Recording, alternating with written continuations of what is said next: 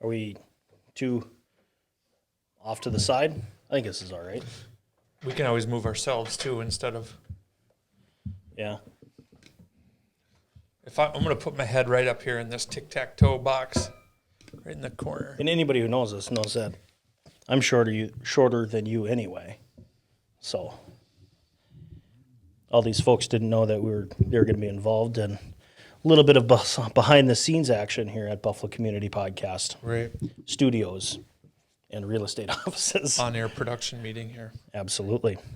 Why practice or become prepped or prepared? Who knows? But you know what we got to do to get started.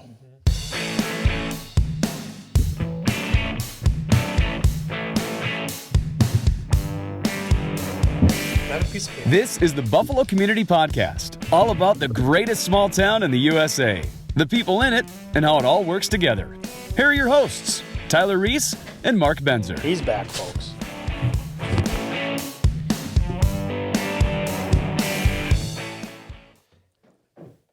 Hey, everybody. Thanks for tuning in to this week's episode of the Buffalo Community Podcast. Coming out a little bit later than we usually do, but scheduling just, that's what scheduling is these days. In a busy times. Busy holiday season. Yeah.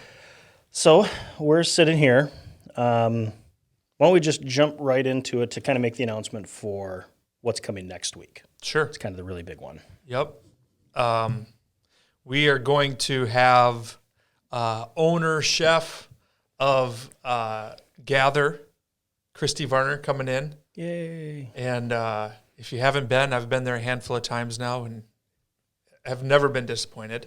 For the breakfast, I've had the breakfast sandwich, I've had the turkey Rachel, and I've had something else. I don't remember what it was. But it was good. But it was delicious. And so we're really excited to have her so we can learn a little bit more about her and her restaurant. And also, she's going to help us with the Christmas cookie Review? I kept judging was the only thing that came to mind, but such a... Review sounds a little less offensive than judgy. But we are judging them. Right. But, okay, so I think we've got at least a half a dozen people that said they're going to be submitting some cookies to us. Yep. And I still invite you guys, I mean, if you're able to give us, I don't know, there's only been 3 people judging cookies. Right. So if you can drop off 3 to 6 cookies at my office before noon on Monday, December 21st, we'll review it here online with Christy. Yep. And give you a shout out. I'm going to pre-thank you for those cookies. Right. And I'm sure they're all going to be at least amazing. Yeah. Please give us your best and not your worst. The ones that didn't turn out very good. Yeah, exactly. It's supposed to taste burnt. Yeah. Everybody loves that. Right. No, we're really looking forward to that. It's something fun. Holidays. We're excited about it. I actually have a shirt, a Christmas-themed shirt, and I'm not going to tell you anything about it. You'll just have to wait till Monday. Well, that's fun. To check that out. Yeah. Because, realistically, we don't need more than like 3 cookies. Right.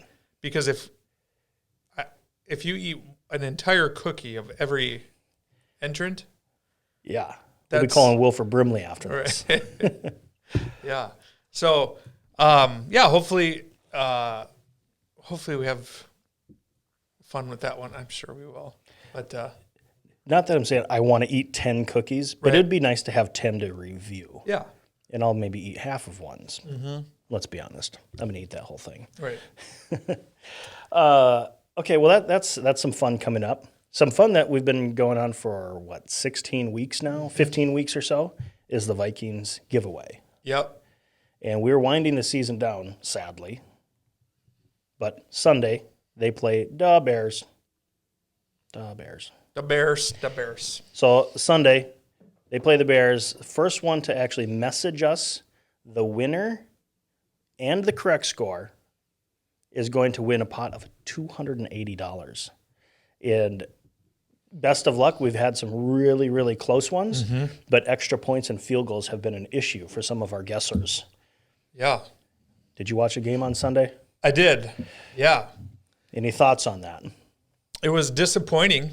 I guess obviously Dan Bailey, this is the story of the game. Oh, I got this now. Yeah. Yeah, interesting how that can happen. And it's not just football. It happens in every sport, but you have a guy who's kicked at a really high level for a really long time, suddenly has just lost it. For the entire game. For an entire game, and we'll see. I mean, I know there was a lot of speculation about, is he going to be a Viking, moving forward or not? And by all accounts, it looks like he is. And golly, I don't know, maybe I'm a softie or whatever. I tend to root for those guys. I think you kind of you never want to see him again, or you're like, what a cool thing if he could pull himself out of this and come back and go 5 for 5, extra points, field goals, and just work his way through it. It's just drill a 58-yarder to beat the Bears. Yeah. Oh, that'd be great. Right. But I'm maybe on the other side of get rid of this clown. Right. Of like, I'm sorry, you're a professional. Right. Get rid of him. I mean, your job is to kick a ball, and I can't kick a ball. Right. And you certainly don't. I don't go so far as to say I feel sorry for professional athletes. I mean, they're human; they have feelings. Right. But I also, they are playing a game and they're well compensated to do it. But one thing that I feel like kickers never get an opportunity to do is work through issues. And you don't know if they ever will, so that's the risk. Yeah. But I guess high-end example I'm thinking of is Daniel Carlson, who was drafted with a 5th-round pick and kicked for 2 games for the Vikings, and now is having tremendous success with Las Vegas. Was it the right thing to do to cut him? I would have said yes at the time. Right, but was it? As Minnesota sports, it always seems to come back and bite us. Look Right. at Gary Anderson. Never missed a field goal that year. Hadn't in 2 years. Misses 2 in the game. NFC Championship, 1998. Did he miss 2 that game? Didn't he? I think he missed, for sure, the big one he missed. Yeah. But the Vikings, it wouldn't have been against the rules for the Vikings to still go on and win that game. Correct. But they didn't. And so I just think We're talking about it 22 years later. Right. But I mean, I just think that, I'd rather have a guy on my team, especially in the unlikely event that the Vikings go to the playoffs. If Bailey can work through this and figure it out, I think that only makes you better in the future. Like saying, I'd rather have him work through it now than in the playoffs. Because you don't get a second chance. You don't get a second chance, and I think you're mentally stronger, having come through and said, hey, I've struggled, and I figured it out, and I'm back, and I'm better because of it. Or you get rid of them, and you move on, and you try to find somebody else. I don't know. I'm a huge Vikings fan.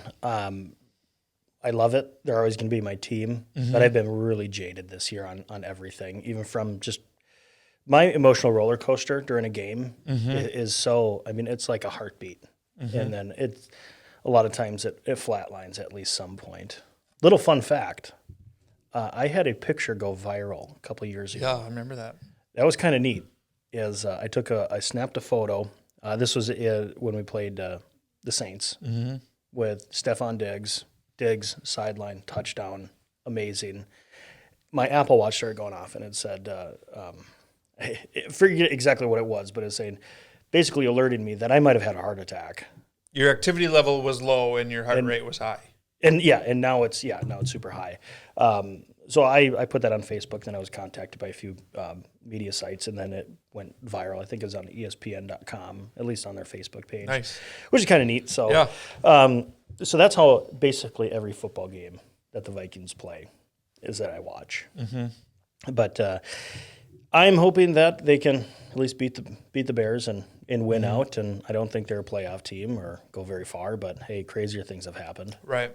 So, yeah. Best of luck to them. Yeah. I can't believe it's already the end of the season, though. Yeah, it always seems to go really fast. Yeah, it does go fast. In a year when when nothing is good, and I shouldn't say that. There's a lot of really great things that have happened this year. But in a year that's been more challenging than most, time still goes fast. Like, if you asked us last March, I mean, time was almost going backwards. But we're here late December, and it's like blink of an eye. It seems like ages ago. But we're all here together. Yeah. Well, this is kind of a ramp up. We don't have a guest this week. Was there anything else we wanted to announce before next week's Christmas cookie episode with Christy Varner from Gather? We're going to review it. Message us. You could text me at 763-273-0724 if you want to submit your cookie for review by us. We're going to have a really fun time right before Christmas, and then it's kind of ringing in the new year after that. Right. Yeah. No, it should be good. I think you pointed out last week. I think we're just a pinch over a year old now. Yeah, it's pretty cool. Which was I don't remember. Maybe you do when we. December 7th is when we made our initial announcement, but I don't think we didn't have a first episode until January 4th or something like that. Cool. So it's been a great year. Yeah. But I kind of want to save a review or year in review for between Christmas and New Year's. Sure. Cool. All right. I think that about wraps up this episode. I think so. Yeah. All right. Thanks for your guesses. Get them in. Send us your cookies. We really want to taste them. For the Buffalo Community Podcast, I'm Tyler Reiss with Edina Realty. I'm Mark Benzer with Country Financial. I didn't mean to drown you out there. No. I should have. Country